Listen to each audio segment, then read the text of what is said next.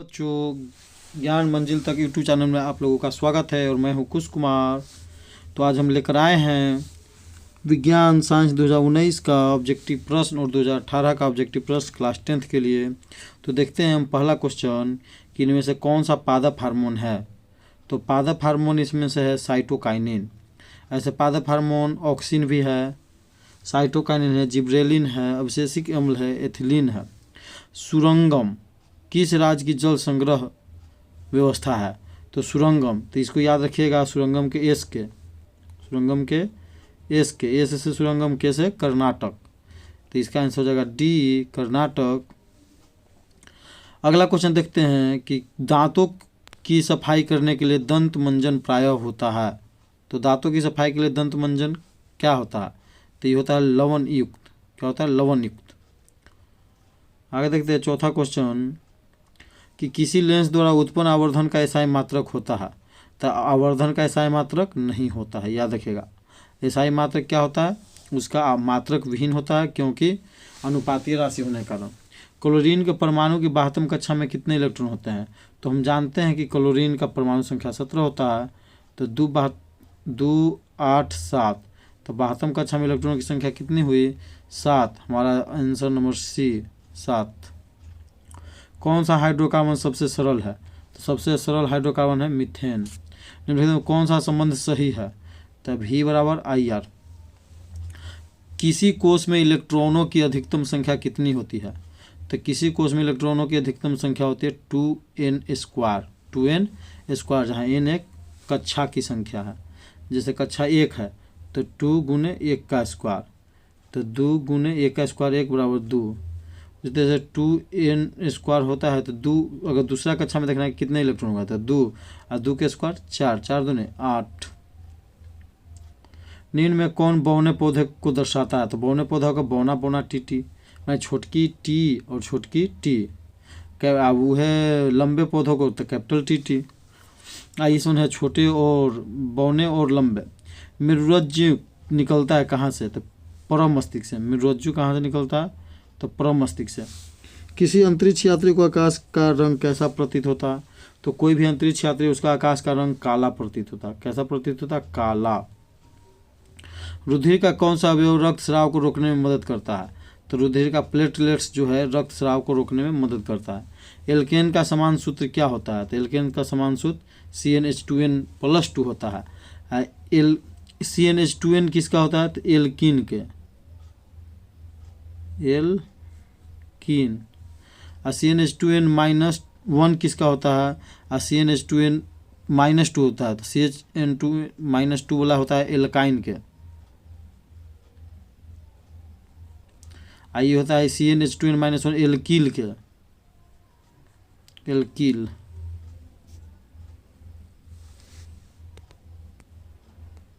देखते हैं अगला क्वेश्चन।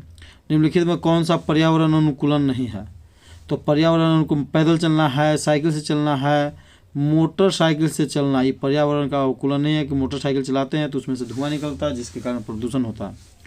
अगला क्वेश्चन देखते हैं कि ऑक्सीजन के 2 परमाणुओं के बीच कितने अबंध होते हैं। तो ऑक्सीजन के बीच, तो ऑक्सीजन है, ऑक्सीजन के 8 इलेक्ट्रॉन होते हैं। 8 उसका परमाणु संख्या होता है। इसके 2 और 6 है तो 72 कक्षा में 6 इलेक्ट्रॉन। आबंध कैसे बनता है? 6 से 8 पूरा करना है तो कितना इसको चाहिए? 2 चाहिए, तो 2 आबंध बनेगा। आंसर नंबर इसका हो जाएगा बी, 2 आबंध। स्वपोषी पोषण के लिए क्या आवश्यक है। तो स्वपोषी पोषण के लिए पर्णहरित आवश्यक है, सूर्य का प्रकाश आवश्यक है, कार्बन डाइऑक्साइड आवश्यक है। 3 में सभी हो जाएगा। Answer number D. नेत्र में प्रवेश करने वाले प्रकाश किरणों का अधिकांश अपवर्तन कहाँ से होता है। तो अधिकांश अपवर्तन होता है दृष्टिपटल से, जहाँ पर दृष्टिपटल, इसी को रेटिना कहते हैं। इसी को क्या कहते हैं? रेटिना। और रेटिना पर ही किसी वस्तु का प्रतिबिंब बनता है। ओजोन परत किस हानिकारक विकिरण पृथ्वी को सुरक्षा प्रदान करती है। तो यह है पैरावैगनिक किरणों से। सूर्य से निकलने वाले पैरावैगनिक किरणों से हम लोग को बचाती है पृथ्वी पर आने से। निम्न में कौन सा स्वच्छ ऊर्जा स्रोत है। तो स्वच्छ ऊर्जा स्रोत कौन सा है। तो कोयला, लकड़ी, प्राकृतिक गैस। तो प्राकृतिक गैस इसका हो गया।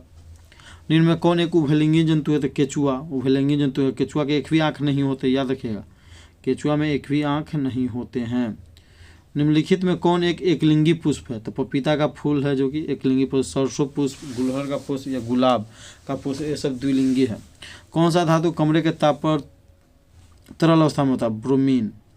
सोडियम धोबिया सोडा का रासायनिक सूत्र क्या है? तो धोबिया सोडा Na2CO3 × 10⁻²।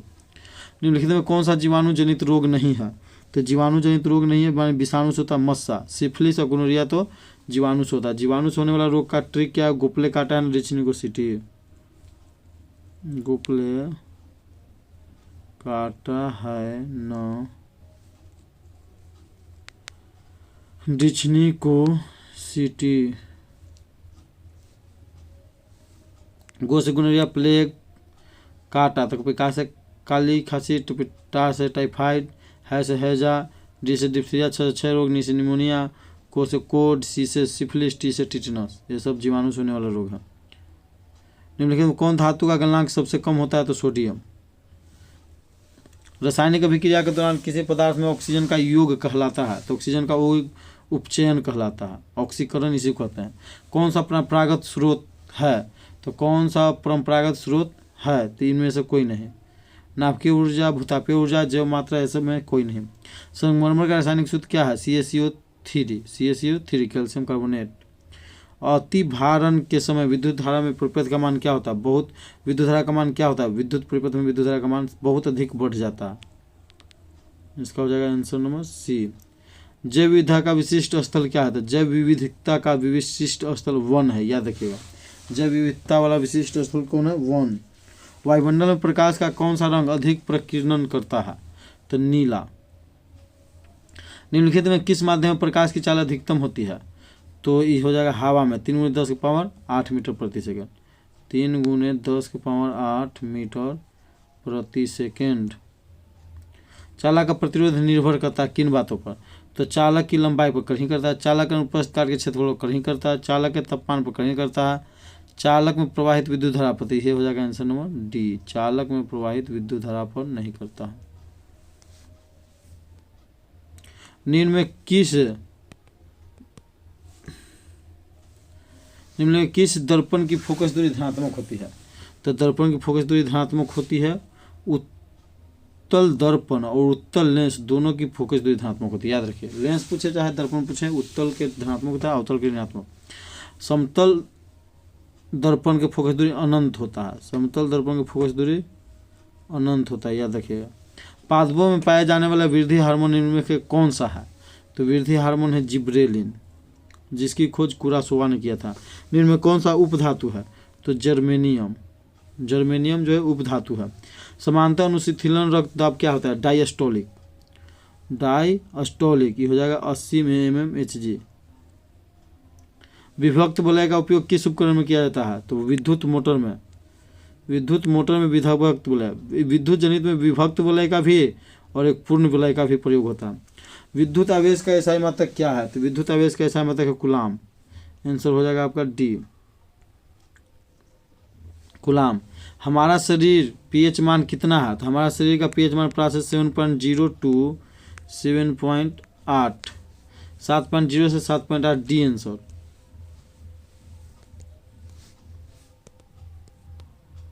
अगला क्वेश्चन देखते हैं। दंत विशेषज्ञ किस दर्पण का प्रयोग करते हैं? तो अवतल दर्पण, छोटे फोकस वाले अवतल दर्पण।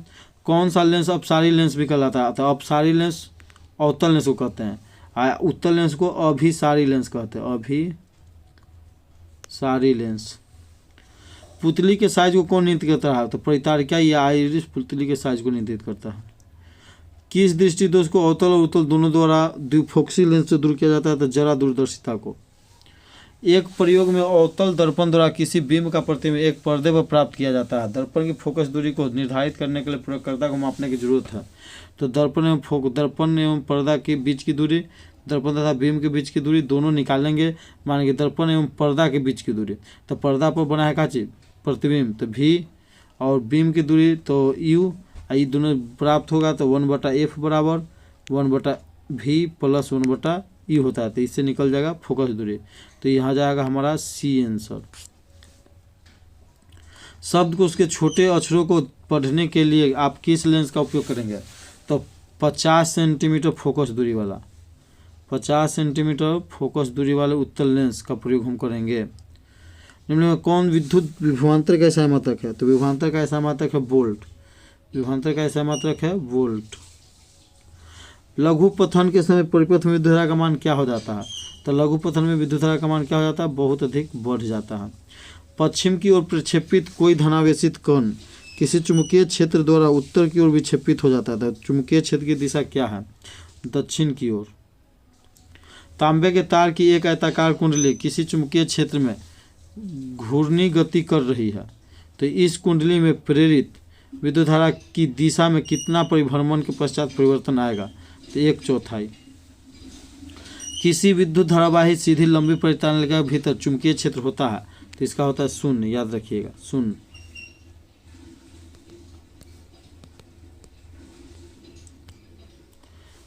अगला क्वेश्चन है कि सौर कुकर के लिए कौन सा दर्पण सर्वाधिक उपयुक्त है? तो सौर कुकर के लिए अवतल दर्पण सर्वाधिक उपयुक्त है। चिपको आंदोलन का मुख्य उद्देश्य क्या है? तो वृक्षों को बचाने के लिए चिपको आंदोलन चलाया गया था। सबसे पहले उत्तराखंड में चिपको आंदोलन के नेता थे सुंदरलाल बहुगुणा। सुंदरलाल बहुगुणा। निम्नलिखित में किस विलयन का उपयोग दीवारों के सफेदी करने के लिए किया जाता है? तो दीवार CaOH के होल ट्वाइस, CaOH के होल ट्वाइस का प्रयोग किया जाता है दीवारों की सफेदी करने के लिए। Na2SO4 प्लस BaCl2 अभिक्रिया करेगा तो BaSO4 प्लस 2NaCl। ये कैसी अभिक्रिया है?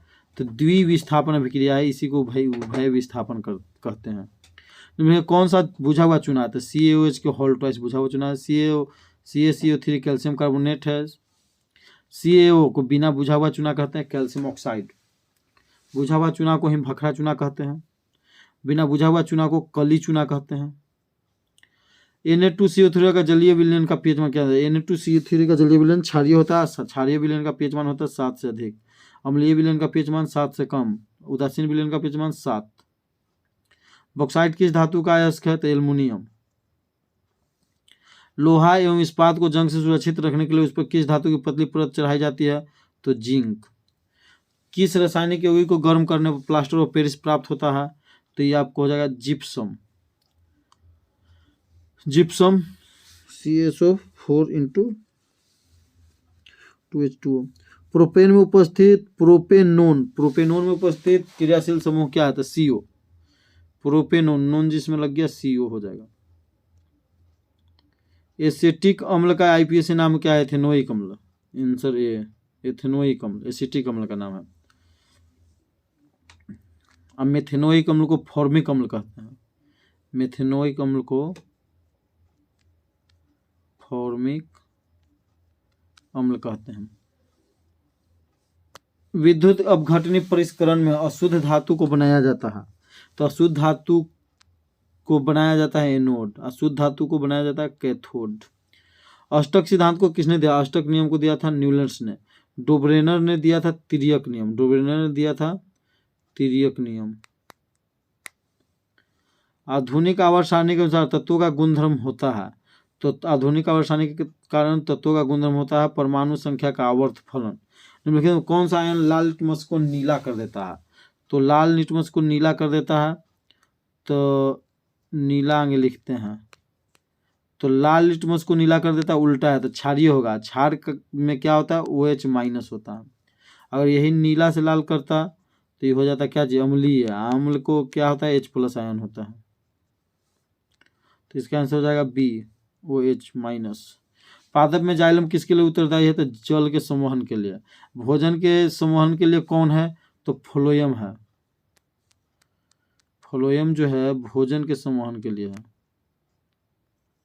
देखते हैं अगला क्वेश्चन 28वां। निम्नलिखित में से किसे कोशिका का ऊर्जा मुद्रा के नाम से जानते हो? ऊर्जा मुद्रा। तो ऊर्जा मुद्रा ATP को होता है, एडिनोसाइन ट्राइफॉस्फेट।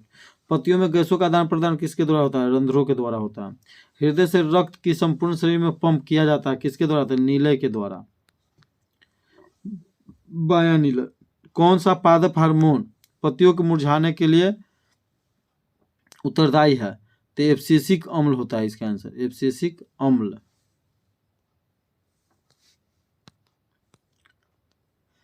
जड़ का ऊर्ध्वगामी वृद्धि होता है।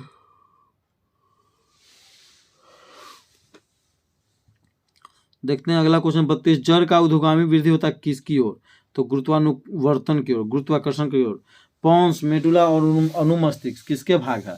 तो पॉन्स, मेडुला और अनुमस्तिष्क भाग है मध्य मस्तिष्क के, मध्य मस्तिष्क के।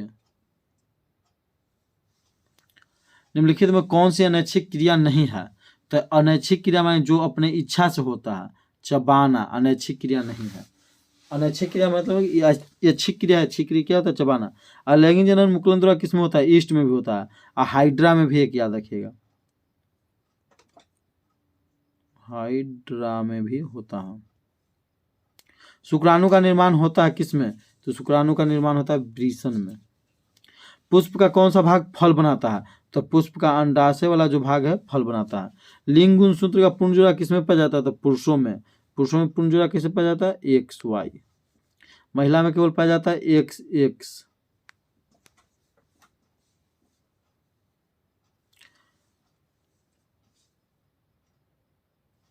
मानव शरीर के किसी समान कोशिका में गुणसूत्रों के कितने युग्म होते थे? 23 जोड़ी, 23 होते हैं। निम्नलिखित कौन से समूह में केवल जैव निम्नीकरण पदार्थ है?